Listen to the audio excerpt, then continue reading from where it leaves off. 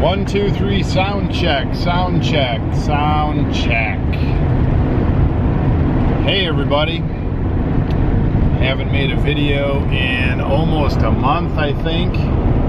Maybe 3 weeks. It seems like a while. So today we're going to talk about something that I've been thinking about for a while. And that's my title in my business. I like to call myself the director of Throughput, and I'm also going to update on this video about our monthly contest. We're trying to reach $50,000 in listed items in July, and then I can also give just a general update on what's been going on, some of the momentum and chaos in the crazy picker life. Today on the Crazy Picker Life with Wheeler, Dealer, and Banana Peeler. Welcome, fellow pickers and would-be adventurers. Dealer here again, Crazy Picker Life on the road edition. Well, today's video was not really planned for today. A number of events came together over the last 24 hours that made it necessary for me to go west of where we live a ways and go back to our hometown of Colby, Kansas, where our house is in the process of being sold. I need to go mow the lawn. Now, without getting into all those details, why are you mowing the lawn? Why didn't you hire it out? Why are you driving over there? Blah, blah, blah, blah, blah. So, out here, where population is thin, and there's a lot of windshield driving time between towns, there is a slowdown in certain processes. So we actually had an offer, a written offer on our house about a month ago, and then the process for a buyer is to get credit approval, bank approval, get all their paperwork ducks in a row. It'd be nice if they had that all figured out. And then the property, you need to get an appraisal on the property so the bank will lend the buyer money. In this case, it's special financing, so there's some other things, whatever. So to get an appraisal out here, you got to get on the appraisal list, and there's like 2 people that do appraisals for the whole northwest Kansas area, and so it can take a while. So we've been traveling and having a busy end of June and a busy July, and I finally got back to my realtor, and I said, hey, well, how's it going? Haven't been out to the house in 3 weeks, haven't heard anything. Are we still going to close on this deal? And I didn't really get an answer on Thursday because I'm planning a trip to Colby to do some local business, and I have to pick up some new glasses for some that broke, and I need to mow the lawn once in a while on the house. And I didn't get an answer until last night. And the answer last night was, great news, we're going to get an appraisal on Monday morning. So, once it gets dry out here, the lawns don't grow too much, and we don't have a very fancy lawn at our old house. It's sort of like dried prairie. That's just how it is. It's pretty dry out here. So anyway, even though after 3 weeks it looks pretty bad, so I have to go mow it and give our appraisal the best chance of hitting the number that we need to hit. So that's what I'm doing today on Saturday. So we did five 5 trips in the last 4 weeks. And that's part of the reason I haven't made videos. Most of the trips were picking oriented. There was some picking in there. And some of them were to close out and move the storage unit home. So we did that. I went up there early in July with Wheeler for a couple days, and the goal was to see how much we could put in the van and bring that back, and then make a plan to close out the storage unit in July. And we went up there and messed around with the storage unit and almost killed the van. Overweight. Camera equipment, when you get it dense, is heavy. And so we made it back. It was a hot 100-degree travel day, and I actually had to watch the tire pressure. The tires were getting too hot, and it was a long drive, and the poor van is strong, but it's 150,000 miles, and the heaviest stuff was still in the storage unit, and there was too much of it, too much mishmash. And so we made the decision last weekend to get a U-Haul and bring the rest back. And the only problem we had there is we couldn't get a very big U-Haul because it's crazy moving season. And so I think we got a 15-foot or a 17-foot, and we maxed that thing out. Oh my goodness, those things are workhorses. And it had nice air conditioning, and it had dualies in the back, and the load was very heavy, and no cruise control. And so 65, 70 miles an hour was about it. And that was a long drive. We got all that stuff in the basement. Our basement is super packed of good camera stuff, good, bad, and ugly camera stuff. And we started to work on that. So the first part of this video is a monologue about updates, right? I haven't had a video in a while. I'm getting to the director of Throughput talk. It'll be a good one, I hope. So we got all that stuff unloaded, and then in July we've had a contest. Kate and Wheeler and myself and Banana Peeler and Benjamin, we're all working towards listing $50,000 worth of inventory on eBay during the month of July. And so that's been going pretty well. A couple things have been happening. Of course, we're only 3 or 4 business days from ending the month of July, and so we need to be close to 50,000, right? We're at about $46,000 listed, 862 items listed, something like that. And that's where we're at as of yesterday. So we have today and I think 3 days next week, and there are some incentives to even go over 50,000, but the kids are going to earn a Nintendo Switch and some controllers and maybe a game or two, and so we're going to use that sort of as a fun activity. Banana Peeler bought his own Nintendo Switch a couple weeks ago, so he got a head start on Mario Kart and some of these other team games that they have where you can play four or more players. But I guess with 2 Switches, or however many we're going to end up with, we can do some other multiplayer things. Who knows? So anyway, it looks like we're going to get to the 50,000. They're going to win the incentive. And then the bottom line goal with doing a momentum contest like this, trying to list more than you normally would, more than maybe an average month, certainly more listings than if you have a big goal like that.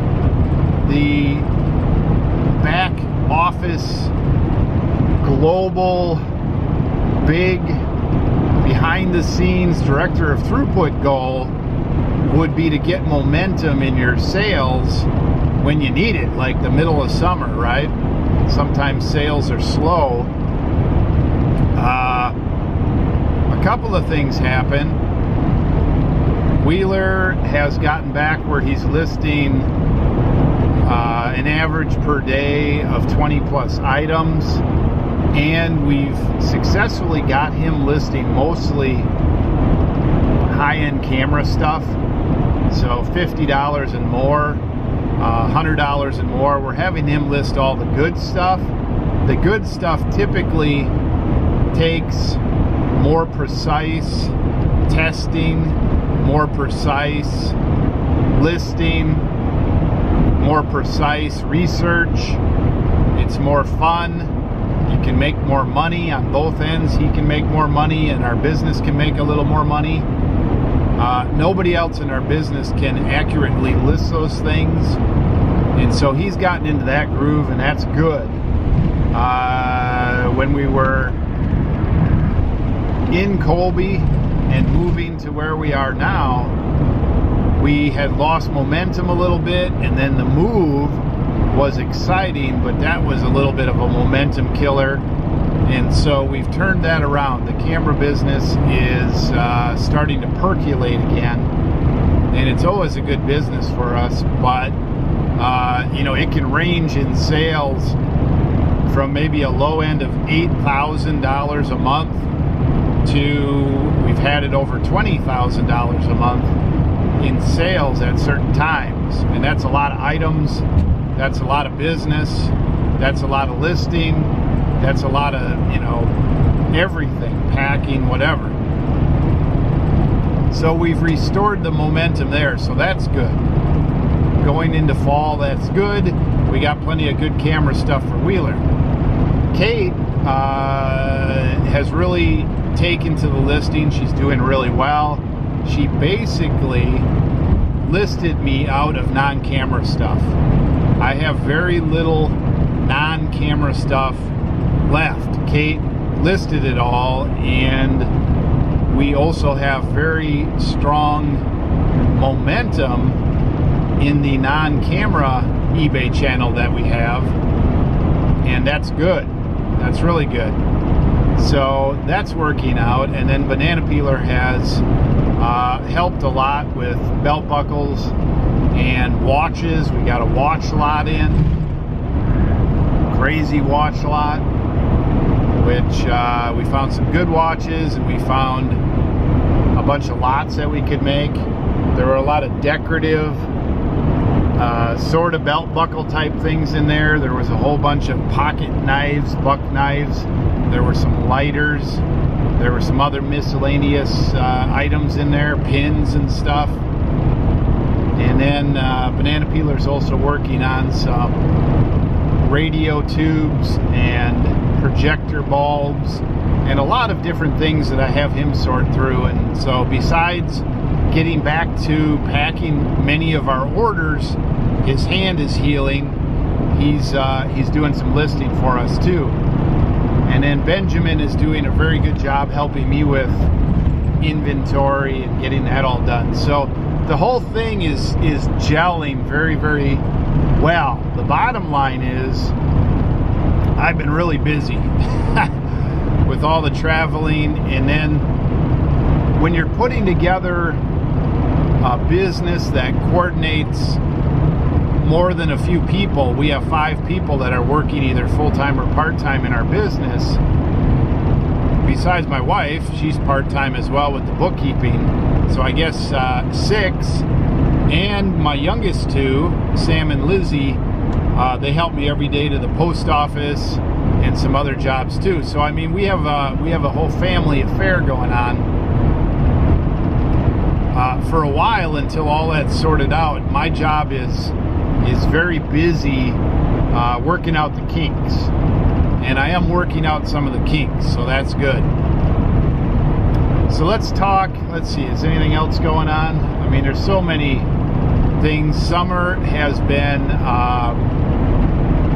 slower for picking. We haven't found quite the amount of stuff that I would like. And part of that is moving to a new area and figuring it out. And part of that is the middle of summer. It's been 100 degrees for the last 3 weeks here, and humid, which is weird for here. And so, rummage sales have dried up. Traveling has been mixed. A lot of the traveling has been to move stuff around, like from our storage unit. And so the picking hasn't been the greatest. But, we'll get back to that. What I'm thinking of doing soon is making a couple of videos with our June sales, the top items we sold in June, and July, top items we sold in July. And then I can spin off on some stories about how we found things, where we found things, all that kind of stuff. Little backstory on some of those items. I won't get into that here. We always find some really cool items, and I like to talk about those nonstop. Those are the golden eggs, right? So I'm in my van. If I have some van noise, this van is a super heavy duty van, and somebody thought that the engine sounded like it was coming through the hood or whatever. That actually has to do more with where this camera is located and the front end of the van. It's a 3500 van or whatever. It's the heavy duty van, and so both axles, they're not solid axles, but they have some extra stuff in them, and they've always been noisy. So that's really, if you're hearing that, that's cyclical. That's what you're hearing. Okay, director of throughput. This is the point where you can put on the video, some of you that like to do that. This is when dealer actually gets to the subject. Love that. So I watch a lot of videos, right? And there's all different styles of videos, and there's always, the same comments and the certain things. And, it's funny when you make videos and you watch videos, it's sort of like you're living it, right? So anyway, I have humor about it all. I don't know if I have to pick up my speed or what, but too many people are passing me. And so they're like, who the heck are you talking to? People are looking at me. Who the heck are you talking to? We're out in the middle of nowhere. There's hardly cell phone coverage out here. Who are you talking to? Oh, there's the camera. Now, there's nobody in your passenger seat. There's nobody in your van. Do you have your hands-free phone on? Kind of funny the looks that you get. Okay, director of throughput. Let's get on it. So, I don't remember exactly what the title of the video was, but I did a video that sort of was 3 stages of business, right? And this would be a buying and selling business. It probably could be transferred to different types of businesses, but it applies directly to my business, my buying and selling business, where we buy mainly used goods and resell them on eBay. Now we do some other local buying and selling. We do some other new old stock, liquidation buying. We sell some things locally. We sell some things on Amazon, but for the most part, we buy and sell on eBay. So my 3 stages of business were based on, or are based on, my experience. And so this talk is based on my experience. And there was a time in my business where I would consider myself part-time trying to be full-time, and then there was a time where basically it was just me full-time.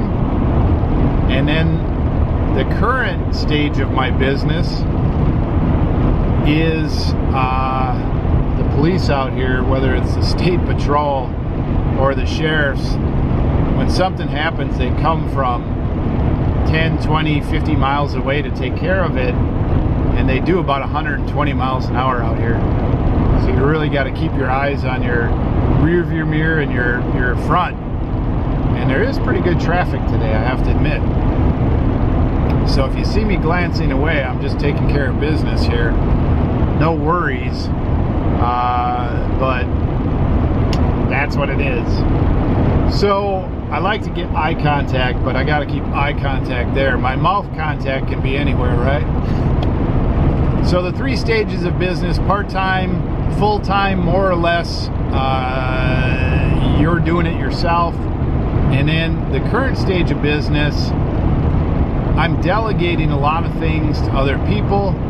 I have a setup which I would term employees and subcontractors, independent contractors. I also use several outside services, and basically the point of my business that I'm in right now, I'm creating a business that more or less will run without me. And that's been a long time coming.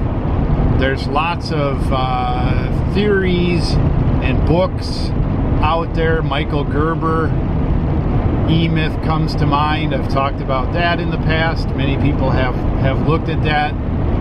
There's all kinds of different business models, but the most exciting business model that I think is reachable in the buying and selling eBay business, for me especially, is creating a business that will run without me. But it's got to be a win-win. It's got to be a win-win for the people working in the business, and it's got to be a win-win for me. And I may get into it more, I may not get into it, but my children are learning all about business. They're learning how to run a business. They're learning about the grind. And at some point, they're going to get fed up with the grind. And I'm hoping some of them say, hey, look, I want to take this thing to the next level, and I want to be you, meaning me. And so if they want to do that on their own, if they want to do that within our current business construct, not everybody is suited to run their own full-time business right out of the box, and my kids are no exception. They need to pay their dues, and some people on the channel are like, you know, your kids are talented, they should do their own thing. Dealer, all you're doing is, you know, making money off your kids and all these different things, when in reality, if I was just to turn my kids loose in the business and they wanted to do whatever they wanted to do, and I gave them the keys to the kingdom and the books and the money, and if I just let them run the business as they wanted, they would succeed in my estimation. However, in my current lifestyle, I'm not willing to let them make the mistakes of up and down and figuring things out on my watch. So people have to understand that this is my business, and I would like to retire and go off into the sunset in some sort of a planned way. And so any of my kids can go off and do their own thing and learn their own lessons, and I'll be right there to support them from the outside in their own business.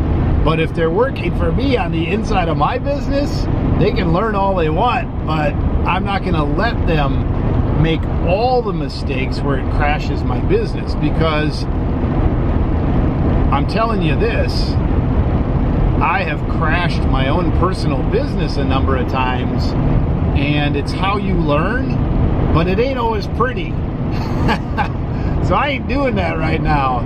So everybody that's watching, you need to understand a little bit on my thinking and you don't have to agree with it, especially if you're an entrepreneur and you're like some kind of wing dinger where you're off making your way, and you got your highs and your lows and you're figuring it out, and maybe you have kids, maybe you don't, maybe you have overhead, maybe you don't, maybe you don't care, maybe you do, whatever. This is what I do. So let's get back to the subject before I fly off the handle. Oh my gosh. You got to take a lot of heat when you make these videos, and I'm sensitive to it from the standpoint of I want to help people, but I can't help everybody, and everybody has a different story, and everybody's at a different level in their business and a different understanding. And I guarantee you, some of you know what it's like to have a family, maybe a large family. Some of you may know what it's like to have a thriving business with really intelligent children pushing you. Some of you are married for 20 plus years. Some of you homeschool. Some of you have different views or the same views as I. But the point is, not all of you do, and so it's hard to relate to everything I say. I get it.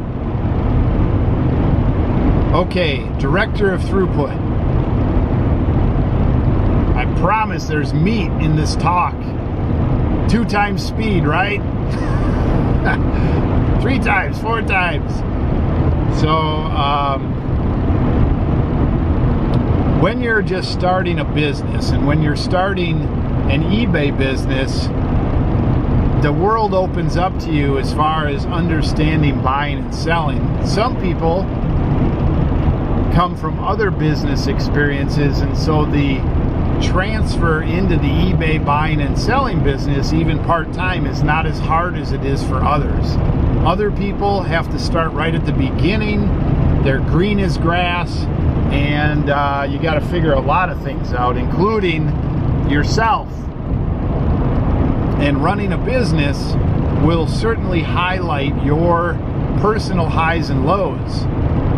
So I have always, coming into the eBay business, even from a part-time standpoint, I've understood where I wanted to go, and I've always considered myself a director of Throughput. Now, what's the definition of a director of Throughput? Okay. So when I look at my business, whether I was part-time in the beginning, and some of my part-time was quite enthusiastic because I didn't want to be part-time for long. I was working another job, maybe third shift, maybe a shit job, a get-by job, not a long-term job, not something I wanted to have a career in. And so I was really enthusiastic about being part-time and becoming full-time on my own. Wanted to be my own man, wanted to be my own business, bro. So, director of Throughput, my viewpoint even at that time was a bigger picture of my business. And so I take a macro or global look at my business often. So I have to see items being purchased and coming into my business. I see them being listed and inventoried and tested and stored and packed and sold. And then I see the customer, I see them getting the item, I see them liking the item. If there's a return or a problem or some sort of dialogue with the customer before or after or during the sale, I see that. I see all of the supplies like boxes and tape and bubble wrap, and I see all the money flowing in and out of the business. That's the global view of my business. That's the macro view of my business. That's the director of Throughput. So the majority of my time and energy, I have an overlay over my face. I'm looking at my business from this macro standpoint. I want this business to operate as one big organism that does one thing: buys low, sells to the customer at a fair price, and gets the product to the right customer, the one who will like it and keep it. And so there's a lot of activities that go into making that happen. Buying the right products at the right price, and then ultimately getting them to the right customer where we can make a profit. There's a lot. I've named them. I've named some of those things that the director of Throughput has a global viewpoint on. Now, as the director of Throughput, I need to make sure, if it's me part-time, or if it's me full-time, or if it's me and my crew, I need to make sure that all the little activities are firing off to maximize the output and the successfulness of the business.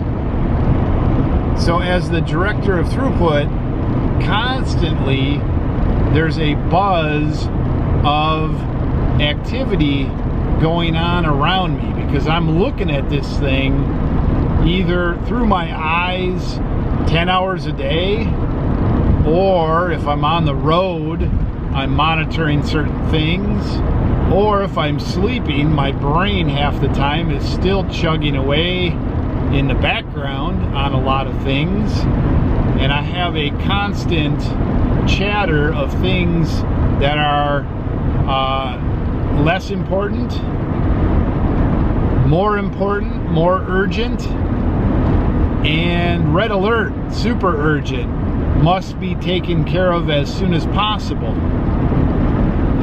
And my job is to build systems now that have taken my business from where I was part-time and struggling to make enough money to get out of my job, to full-time and struggling to make the bills, to full-time and making reasonably good income, good money, good profit, to full-time creating a system where others can make a full-time income, and I can slowly create a system where I can back away as I want to and go traveling,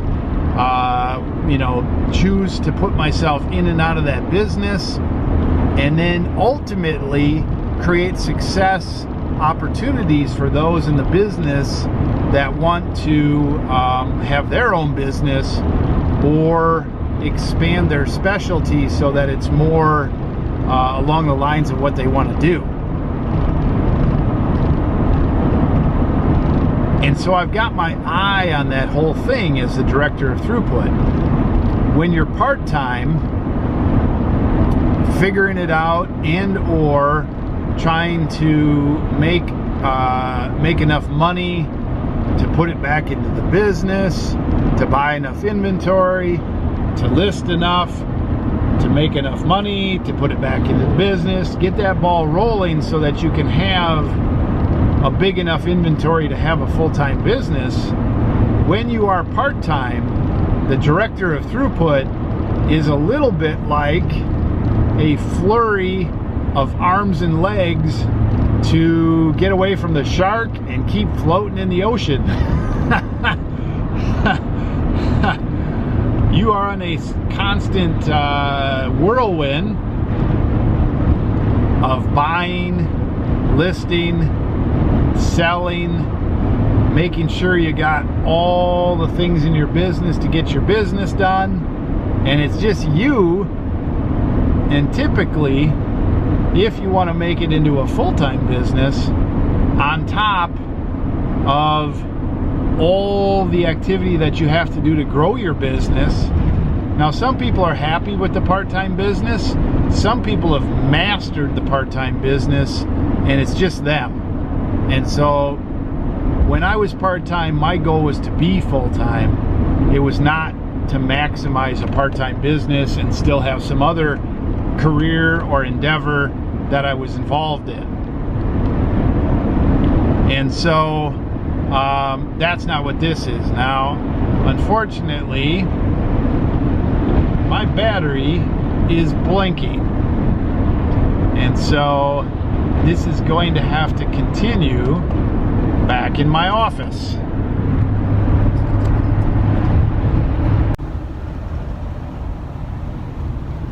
All right, well, bad planning on the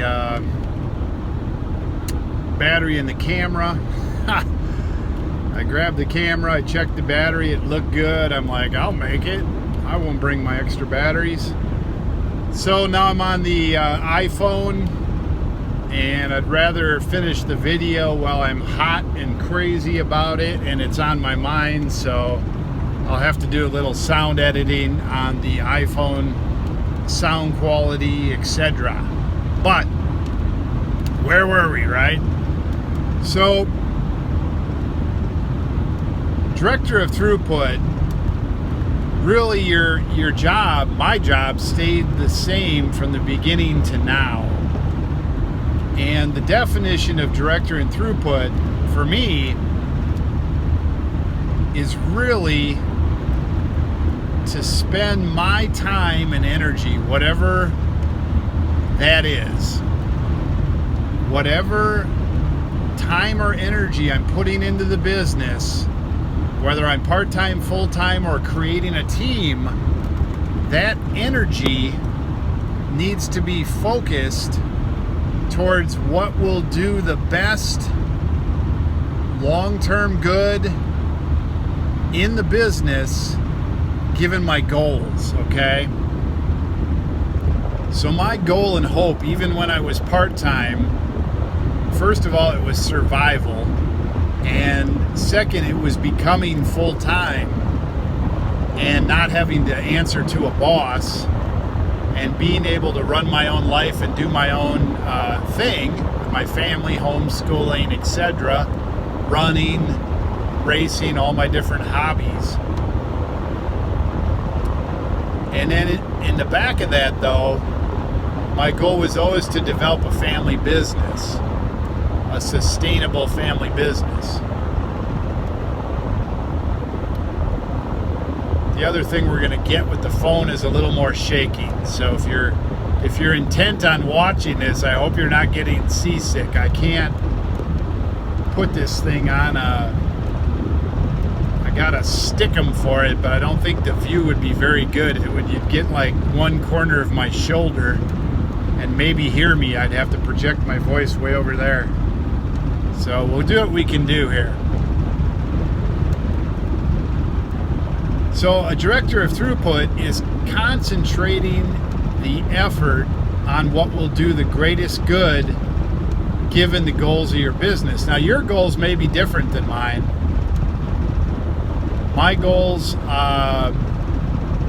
in the coming 10 years are different than they were 10 years ago when I was struggling part-time in this business, in and out, trying to come up with a way to become full-time, money independent enough where my time could be my own. There we go, I think we'll do that. Rest it on my body rather than on the floppy door frame. I wanted my time back. It didn't mean I wasn't gonna work 60-hour weeks most of the time as a full-timer trying to keep this thing going and build a business and bring Wheeler along, my son, and bring my other kids into the business, ultimately aiming towards having, basically, the way I envision this in my own case is to have a home base for the business where anybody who wants to buy and sell stuff within my sphere of people, it could be my family, it could be my extended family, I might even hire people or bring other independent contractors in. But basically, we have storage, we have shipping, we have bookkeeping, we have offices, we have technology where people can buy and sell stuff, come in, list it, sell it, pack it or get it packed, get some customer service. Really a hub of activity, and I don't know how far I'm going to go with it or what exact business models, but basically people would be able to be involved in different ways.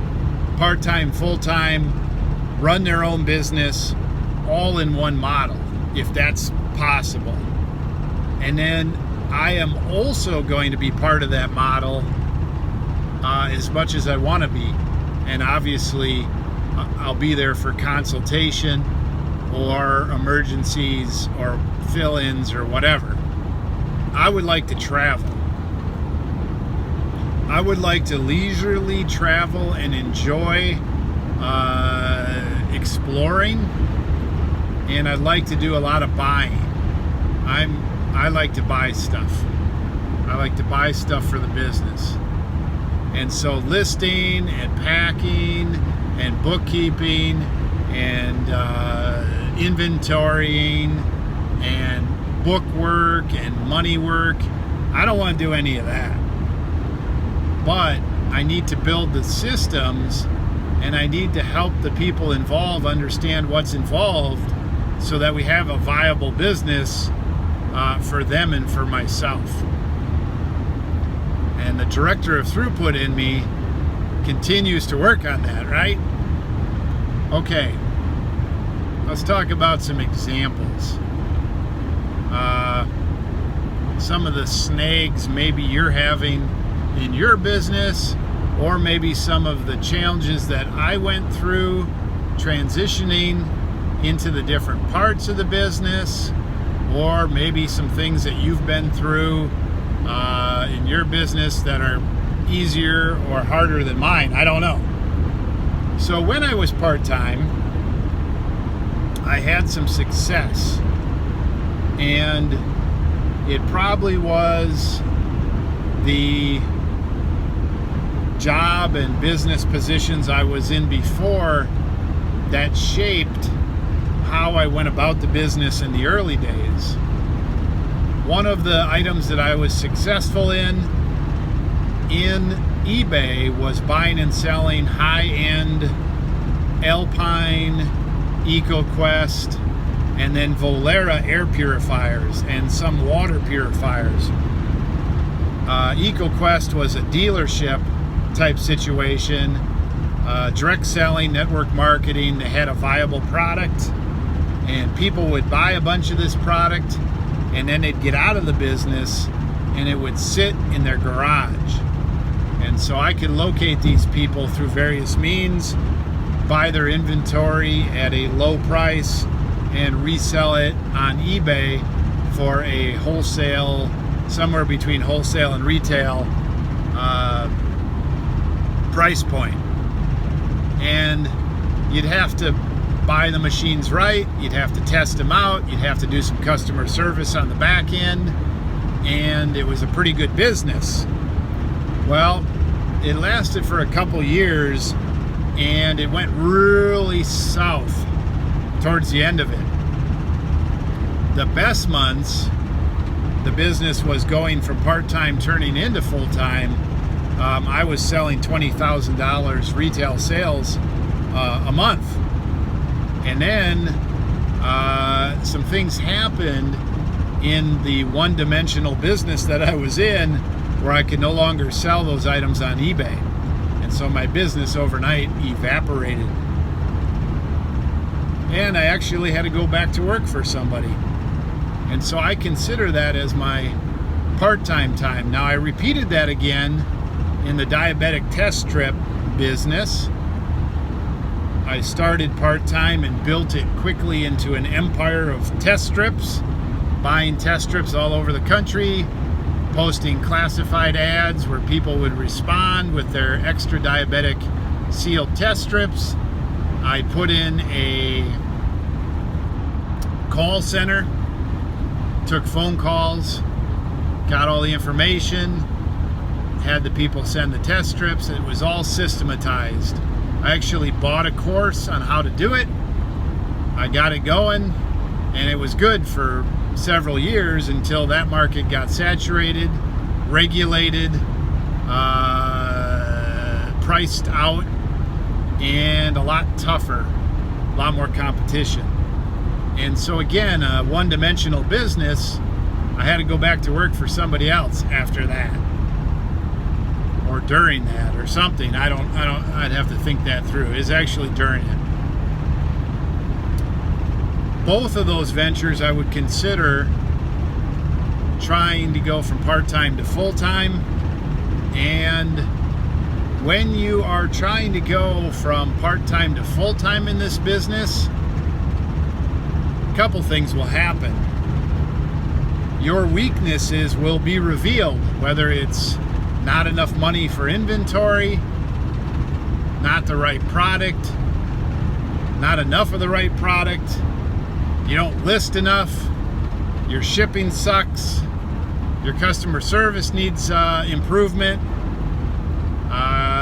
you can't spell, you can't take pictures, you don't work hard enough, whatever, right? So during that time, as a director of Throughput, you're going to be sharpening your skills. You're pretty much the only person in the business, and you may have some people that you consult or talk to, or some groups that you bounce things off, or some mentors that you follow, or all those kind of things. But ultimately, in order to go from full-time or part-time to full-time, you're going to have to become your own boss. And that's a lot of what weeds people out, and it's a lot of what causes people to go from part-time to full-time and then struggle full-time because they haven't figured certain things out. And so those things, however long it takes, you'll weed those out. You'll figure that out. And as a director of Throughput, you need to identify those weaknesses, and you need to identify how critical they are in your business, and then you need to make choices. Let's say you hate listing. Let's say you never list well, but you got a lot of other skills. You buy well, you pack well, you have good customer service. Well, listing is something you can teach somebody else. But then, of course, you got to get the right situation or you'll go broke. So you have to figure that out. The director of Throughput in you has identified that listing is not your strength. Or maybe it's packing. Or maybe it's sourcing. Maybe it's buying. Maybe you're a terrible buyer. Maybe you don't like talking to people. Maybe you like to have your face plastered on a screen. And you just like to sit in your office and list from morning to night, or night to morning, or 48 hours a day, or whatever. If it is your business, if you want it to be your business, and you want to go from part-time to full-time, and then from full-time to full-time successful, and then from full-time successful to beyond, you have to master the idea of identifying your strengths and weaknesses and what to do about it. So what do you do about it when you identify one of these things? Well, you try something. So you can research it, you can think about it, you can write notes, you can write doodles, you can write numbers, you can talk to people, but until you make the decision to try something, you are not doing what the director of Throughput needs to do. You need to gather the information, but then there's an ultimate time where you need to step out and try whatever you're going to try to make it better. Okay? And when you try, you can be prepared to work harder. Because when you try something new, you got to do the old plus the new, and you have to take notes, and you have to figure out if it's working or not, and you have to make the decision ultimately to continue down that path or scrap it. Let me see if I can come up with an example. Well, let's see. I'm gonna have to percolate on that for a minute. So when I was going from part-time to full-time, in my example, I came up with 2 product lines that unfortunately had a beginning and an end in viability, right? They were good when they were good, and for whatever reason, they did not become as viable anymore. And so the decision to abandon ship on both of those product lines, or at least pull my focus away from those to a new product line, begin searching for a new product line, step out and do something different, that was a big decision. That was a big director of throughput decision. My throughput, meaning my products being bought and sold, had just evaporated. I could buy plenty and had plenty of air purifiers, but my ability to sell those for any sort of a profit had evaporated. And so I had a cash flow problem. And through various means, I was able to liquidate what I had and percolate along in the business. And actually, 6 months later or a year later, the buying climate had returned. However, I had already moved on, and I made the decision to not jump back in and completely invest all my energy in the product line that almost sunk the ship. So my decision, my big decision and my big trial was sort of forced on me in this particular example, but I had to make the decision to jump ship and look for something else. And then when I jumped ship and looked for something else, I had to identify the things like cash flow and having enough money for my children to eat and all those things, right? And so I learned a bunch. I learned about saving some money, not putting all your eggs in one basket. I learned about liquidation. I learned about how to source many different types of products. I came to the conclusion that I needed to have more than one line of products. Otherwise, what could happen again. And so I did get into the test strips. I also concurrently, right along with that, started to buy and sell things from rummage sales and other sources where used goods were. And also around that time, my son Wheeler was showing a huge interest in the business. He was really motivated by the idea of running a business and liked the idea of buying and selling and working with Dad. So really what happened around that time is I sold so many air purifiers that we were able to buy a house and upgrade our housing. We were able to upgrade our vehicles. We basically got our life back together, and then the rug, 6 months or whatever after we got our life back together, was pulled out, and we had to recalibrate again. And the decision was made that I would have multiple product lines and I would pursue those. And so as a director of Throughput, that was a big global decision. But on the other side of that, I could have kept going with the air purifiers and trickled those out and went to work for somebody else, and that could have been it.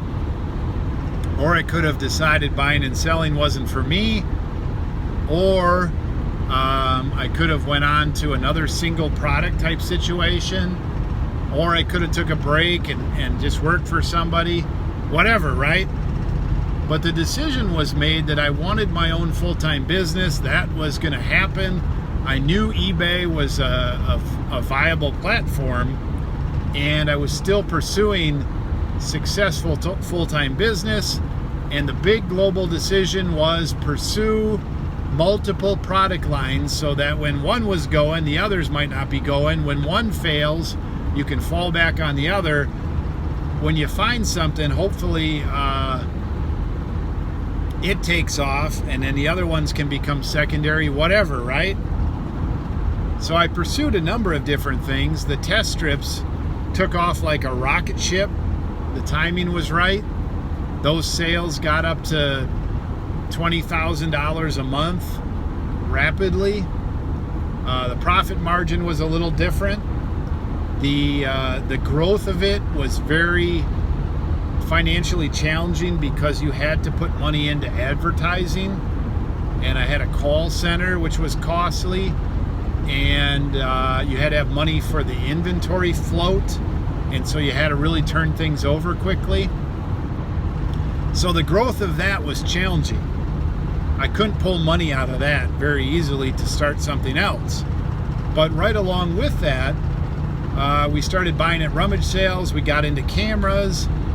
Wheeler went through his first 3 years in the camera business where he basically learned an awful lot, but we didn't make a lot of money.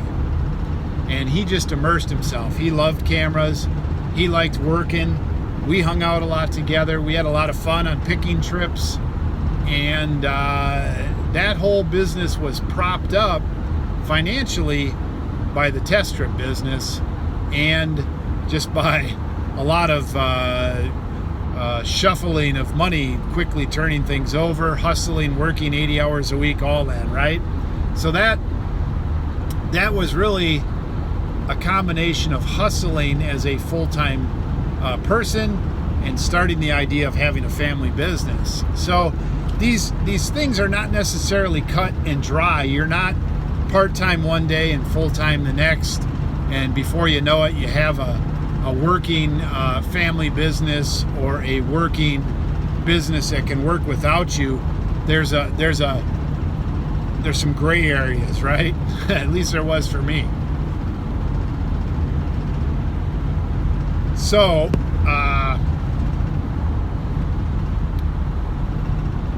I also bought and sold a whole bunch of other stuff during that time.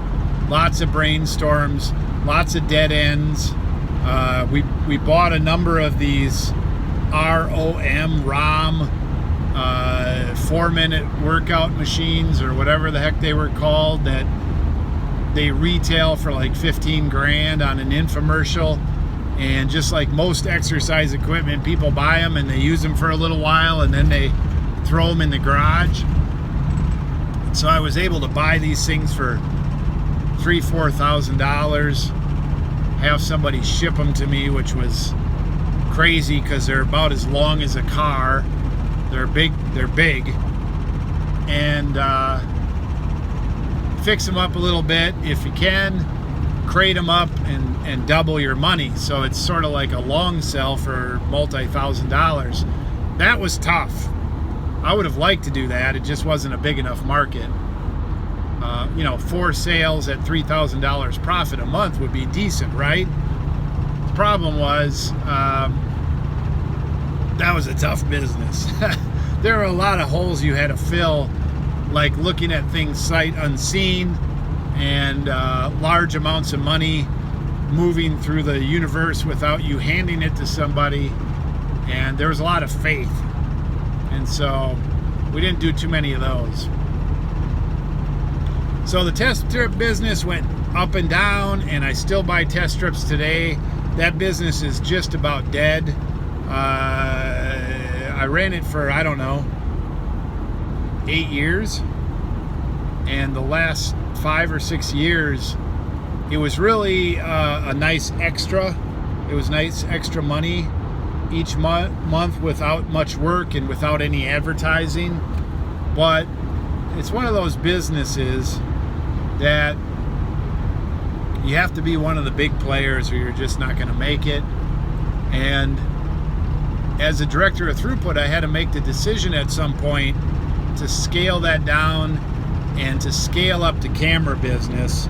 Once I saw that Wheeler was for real in the camera business, that he was not only good at it, but he liked it, and we liked working together and we had fun, I made a decision to invest time and money into figuring out that business, and we've got that one figured out.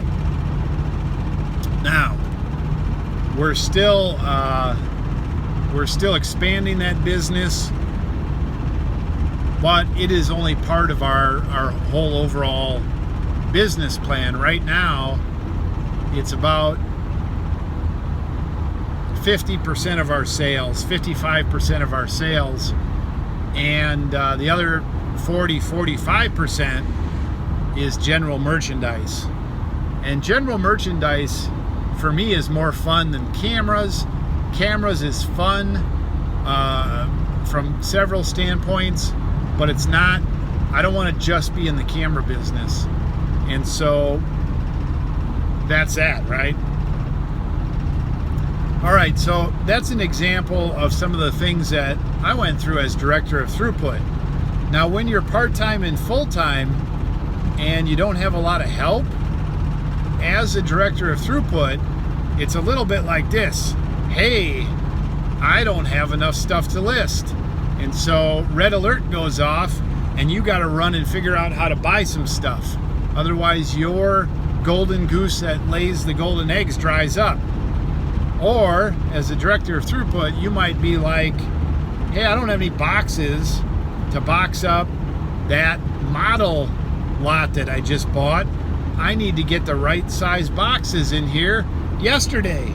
So you need to stop what you're doing and figure out how to get that in the hopper so that you have boxes in order to box up the sales on the 600 kits you just listed. Otherwise, you're going to end up making boxes or putting those models in too big of boxes. Wow, I'm where I'm supposed to be here. Woke up in Colby. Or you're going to, basically be inefficient. And so, as the director of Throughput, when you're working part-time by yourself, full-time by yourself, it's about identifying the things that have to happen and then making them happen. And if you're not honest with yourself, if you're not good at it, if you're lazy, if you don't have the skills in a certain area, if you haven't quite figured it out, like you're buying too low quality of items and you're not making enough profit, or if you're getting too many strikes against you on the back end, your feedback's not good on eBay, or if you can only list 5 items a day, or if you're listing 100 items a day but nobody's buying them because of the wrong items, whatever. If you haven't figured those things out, as a director of Throughput, you need to figure some of those things out before you can advance to full-time or even think about growing your business. And so the director of Throughput, part of the mindset of the business is really not only running the day-to-day, but working the kinks out so that you can be more efficient, so that you can be full-time, so that you can actually make a good profit, so you can actually make good dollars per hour, so that you actually can leave your business for a weekend, so you actually can have sanity and you're not always thinking about your business, you're not always working in your business, so that you can even pull yourself far enough away to think about hiring some help or bringing your family members in or paying attention to how they interact and work in the business, or helping them develop the skills so that they can do their job better, or they can do other jobs, or maybe they can even run their own business. All these things fall under the director of Throughput, and they will help you advance to the next level in your business.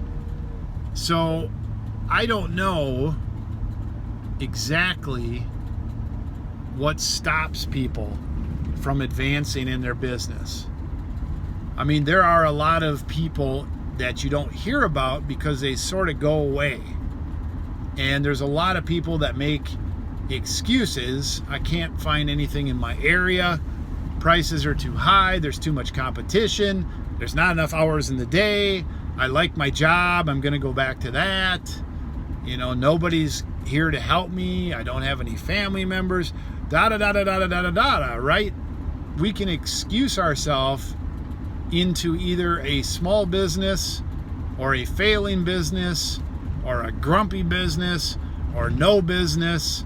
Lots of excuses. But the bottom line is, if you want to succeed in this business, and not everybody does, and your definition of succeeding in this business can be different than mine, so you have to develop that. As a director of Throughput, you have to develop, what the heck is your throughput? What the heck is your business? What are you trying to do? But once you develop that, as a director of Throughput, you need to work out all the snags, all the kinks, all the excuses, all the things that don't work, all the things that you want to work. You have to work those out and take responsibility for those. And that is the challenge. So I do get some people that say to me, oh, I just want to run my own business. I don't want to have to worry about employees. I don't want to have to worry about independent contractors. I'm happy in my own thing, I don't have a problem with that. I was like that too, right? I like to do my own thing. And so in my particular situation, I saw some of the ups and downs that Wheeler experienced working in this business. I saw the positives more than I see any of the negatives, because the negatives are just working things out. I mean, he can go do all kinds of different projects, jobs, other things besides this business, and you're going to have the same challenges in a sense, right? So I got to see that, and it's hard to see that. So I made the decision to encourage my kids to go through this system at least for a while until they figure out what they want to do, right? And for me, as a director of Throughput and somebody who wants to see this thing happen, I've had to do certain things and have certain mindsets. And the biggest takeaways that I've gotten from this, the biggest takeaways, garage sale. What day is it? Oh, it's Saturday at 1:14. That's not going to be a very good one, I have a feeling. I'm seeing familiar people. The town is so small. Some of the takeaways are this. I've created these systems for my children to operate in. I've created the bones and all that. And then the best thing I can do is I turn them loose.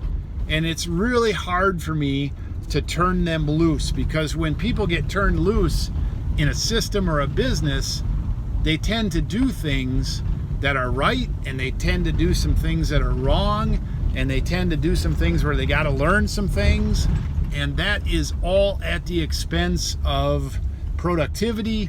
It's all at the expense of customer satisfaction. It's all at the expense of, ripping things up and right? I'm gonna pull over here a minute and finish this up before I go down there and get bombarded by neighbors and stuff possibly. Okay, so so I turn my children loose, right? Whoa. And you kind of watch them flounder, and then you go back and you meet with them and you let them learn some of those lessons, and hallelujah, they're learning the lessons, they're doing the right things. And actually, I've got to tell you this is a big takeaway. I think, just like when you get married, or if you don't, but you have a child, if you get married and have your first child, the first one is the toughest. and you learn a lot. And if you make it through that and have another child, you're like, oh my gosh, I hope it's not twice as hard, right? Well, the second time is not as hard typically, at least it wasn't for us. And although it's more work to have 2 children, it's not double. And people look at you when you have 3 or 4 or 5 and 6 children like I do, and they think, are you crazy?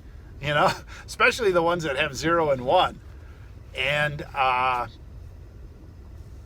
there starts to be this synergy, especially if you see it through and you're diligent, and maybe it's because I'm the director of Throughput, but the synergy is it's not as hard to have 6 children as to have 6 individual children. It's not 6 times as hard.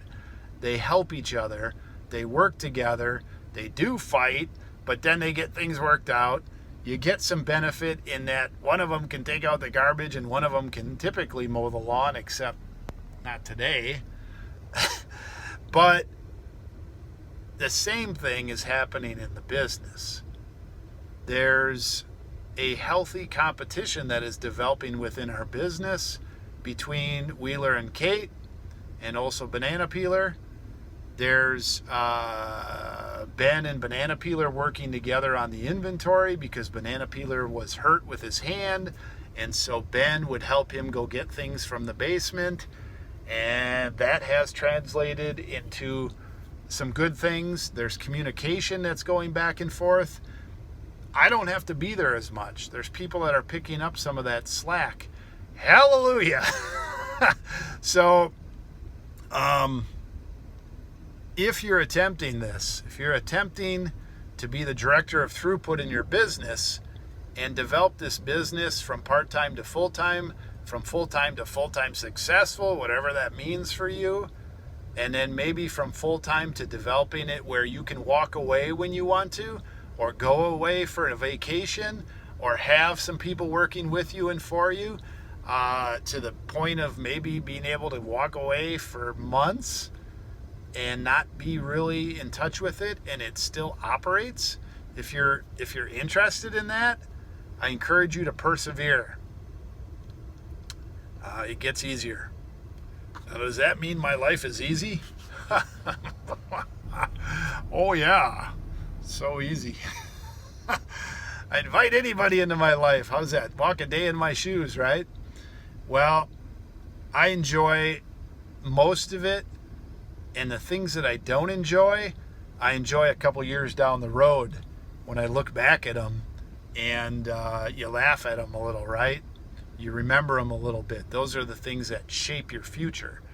So, was this talk valuable? I don't know. Was it valuable for me? It made my drive go really fast. Wow. I almost missed my exit. I was paying attention, but, I guess I got into it.